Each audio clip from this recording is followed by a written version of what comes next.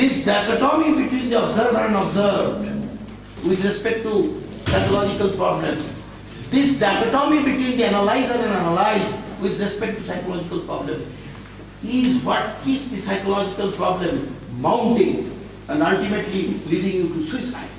Това, което всъщност поддържа наблюдаващият и наблюдавания психологически проблем, анализаторът и това, което се анализира като психологически проблем, това е, което поддържа и увеличава и създава още повече психологически проблеми. There is no duality in the inner consciousness. There is no split, no separative process in the inner consciousness. There is no fragmentation in the inner consciousness.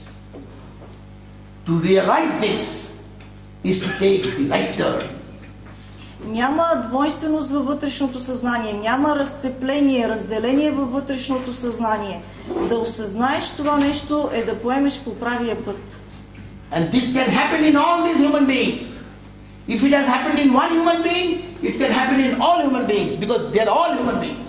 И това може да се случи във всички човешки същества. Ако се е случило в едно човешко същество, то значи, че може да се случи във всички останали, защото всички сме човешки същества.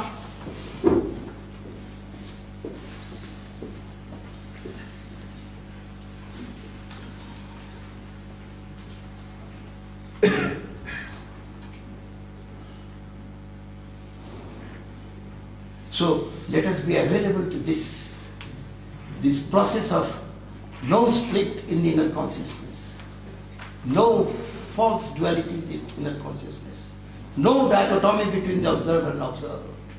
Then there is the highest mutation. Нека да бъдем достъпни за това, за неразделението във вътрешното съзнание, за нефрагментирането във вътрешното съзнание, за недвойствеността и дихотомията, за неразделянето на наблюдаващ и наблюдавано. Тогава има мутация и трансформация. И това е най-висшата трансформация. And then this world can be paradise itself, can be heaven itself. И тогава този свят сам по себе си може да бъде рай. With no process of division. Без процеса на разделение. Even when there is a freedom from division in the inner consciousness, the division in the outer consciousness also goes. It remains only as a diversity, not as a division. И когато изчезне тази двойственост във вътрешния свят, тогава изчезва и двойствеността във външния.